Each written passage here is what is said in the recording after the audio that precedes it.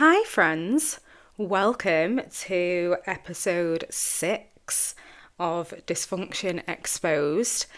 My name's Emma J, and today is the final episode in chapter 1, The Crisis. So, as usual, trigger warning, definitely necessary. Because I finished up last week, I'd just been taken to the psych ward. And I don't know if this was what I was dreaming of necessarily, but I definitely needed it. And I first walked in, and it's weird, it's a bit like a hostel situation, to be honest, but you're in a hospital. You walk in and there's obviously 2 sets of security doors because we're crazy people. And this nurse, as she was inducting me into the psych ward, she was like, "How do you feel, love?" And me, being an angry fucking gremlin that I was at the time, I was like, yeah, I'm doing really fucking well. I'd be here on fucking holiday, wouldn't I, if I needed to be here, and everything was great. And I just remember one of the other patients was sat on the sofa, and she looked over at me, and she smirked at me. Like, okay, she knows. And that made me feel so much better about where I was.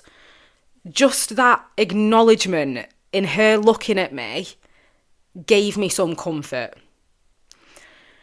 So when you first go onto a ward of that nature, they take everything from you.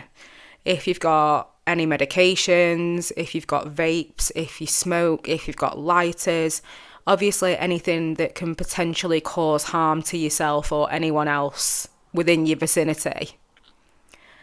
And this particular ward was a mixed gender ward. So there were male and female patients, but the dormitories were on opposite sides of the common room, so you could clearly see if someone was going the way they shouldn't be. You can track them in time, basically. And I wasn't expecting that either. I wasn't expecting there to just be like bare blokes just chilling. I was like, oh, right, okay. Well, I was the youngest one in there. And yeah, it's just a really strange scenario to be in. But the first night you go in, they have you on suicide watch for the first 24 hours. And that was unnerving, just knowing that someone's like peeking in my door every 20 minutes. Obviously, when you're in this situation, you've never experienced that before. You never think things are going to get that bad. Like, I know people wouldn't look at me in the street now and go, you know what, she's been on psych ward here. You can tell, look at her. Because it's not like that. The misconception of what mentally ill people act like and do it's just so backwards. It is so backwards. We're just normal people that have had to deal with a hell of a lot of shit, and some of us make it to the other side and some of us unfortunately don't. And that's the real. That is the real. So anyway, I woke up after the first night of being on watch, and they make you get dressed and go for your breakfast, and you have to go for pill calls. Like, you have to go to this special little window to make sure that you're taking your medication and it's in front of someone and they know it's gone down and all the rest of it. And you're being observed. I know I'm being observed because as dark as my brain was and as low as my self-esteem and my confidence and everything else was, I've always been a very perceptive person. And I know what's going on. I can pick up on a vibe very quickly. And it was exactly the same here. So I was like, right, okay. And I even said to the nurses, like, because I was communicating with them on a level. When you think of someone on a psych ward, you don't think of them having an intellectual conversation with a nurse. Let's be real. But that's it. It is what it is. That is what it is. And I said to her, do I sound completely insane for being like, I feel like I'm wasting your time. I feel like I'm taking over space that someone else could need.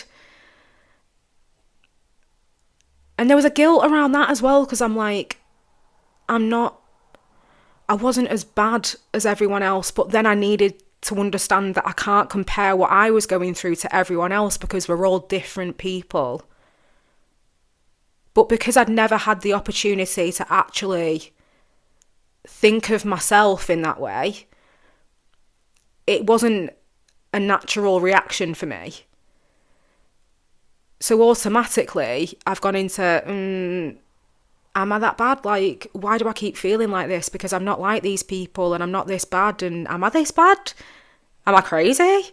Like, have I got bipolar? Is this what's going on? So I'm questioning all this stuff and having internal conversations with myself. And while you're on a ward, you're obviously being monitored quite closely. They monitor you when you go to have a bath. They have to give you razors. Like, I remember one day I was like, I need to shave my armpits. Like, please can I do that? Because making sure I looked normal and looked nice was a priority. And I had to go and shave my armpits. It just shows you like where my head was at. And it was on another planet. That's how it feels. Because this is not where I am now at all. And in the space of 5 years, it's unfathomable sometimes to me. But on the psych ward, they did different activities and stuff, like on different days. So they'd do mindfulness activities, and there was always like colouring books, and the telly was on, or you'd have the radio on, and there was a pool table, and it was all right. Like, it didn't feel like I was in any kind of jeopardy. I wasn't like scared of these people. It was just very obvious that they were all suffering in their own unique little ways. And yeah, it's really sad. It's really sad to see it. There's one night, I don't know whether I should tell you this or not, but it's funny, so I will. So one night, because I didn't have a lot of clothes with me, it was just what I had from being in the hospital. So I had like a couple of t-shirts, but they have washing facilities on the ward.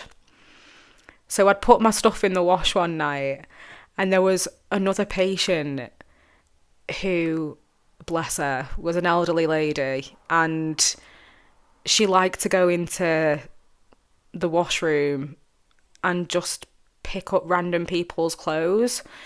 But she must have been, I'd say, late 60s.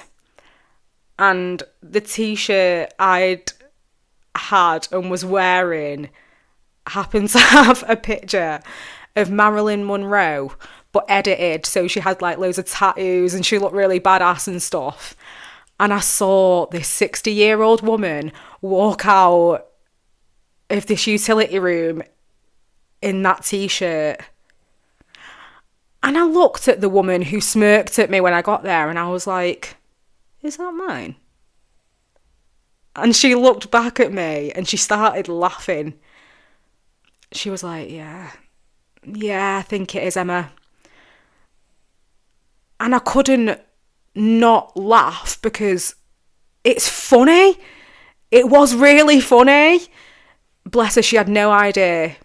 She had no idea. She was just rocking this t-shirt, giving no fucks, just loving life. And it's one of those bittersweet moments where you're like, oh, I feel so bad for her. But then on the other hand, it's like, but it's still actually really funny and there's still bits of joy to be found in there somewhere. Sometimes. Depending on the situation, obviously. Excuse me. So after this had happened, the lady who smirked at me, we became quite close. Like we were friends, I'd say, while we were on that ward. She told me all about her life and kind of what had happened to her to get there, and I was explaining parts of mine. And it was just like the past 12 months of trauma that she got from me, really. She didn't really get the backstory because I couldn't really tell the backstory at that point. I couldn't talk about anything. I just wasn't ready for it. I was just, like I say, a bit of an angry gremlin. And when you're unhealed, that's a pretty obvious symptom sometimes.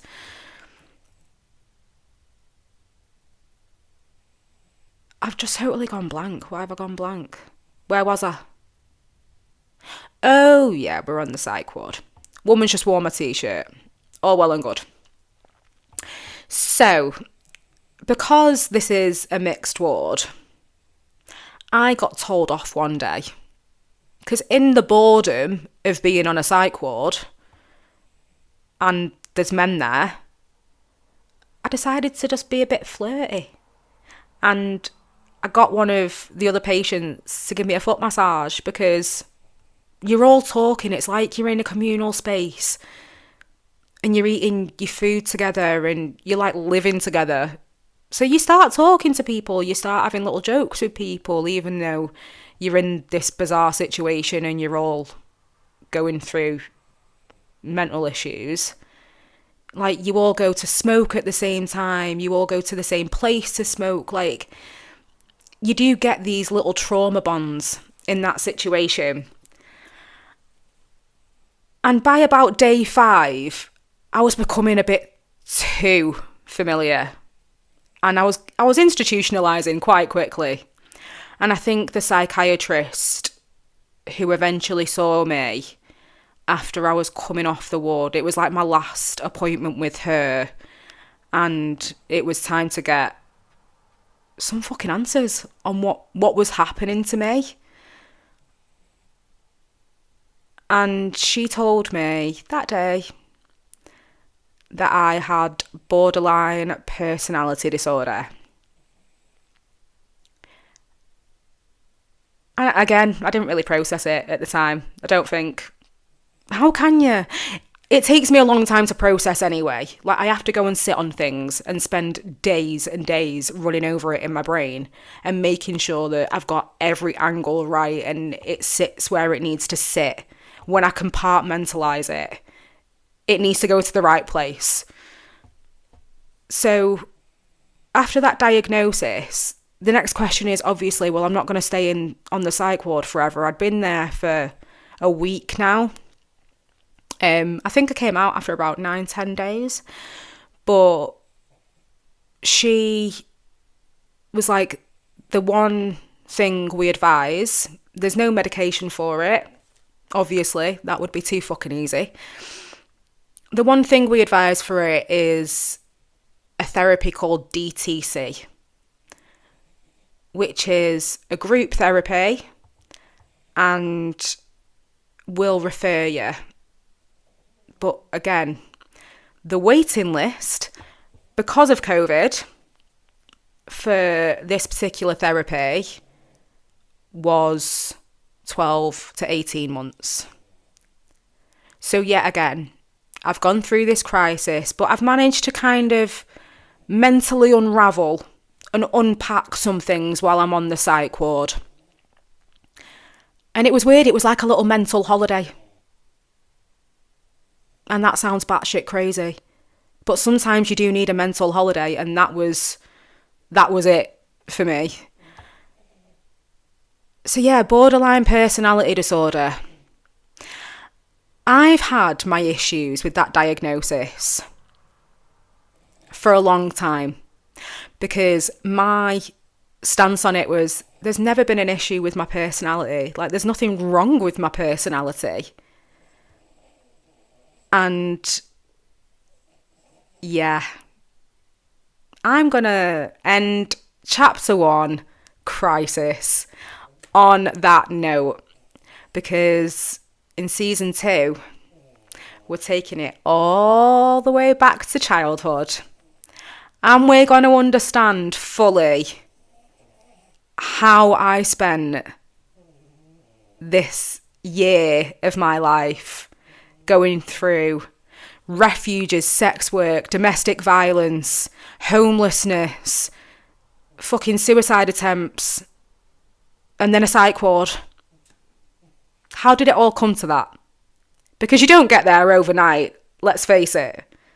It takes a long time to brew up a position where you get to that. So let's go back. And on that note, I'm Emma J. This has been Dysfunction Exposed, and I will see you for season 2.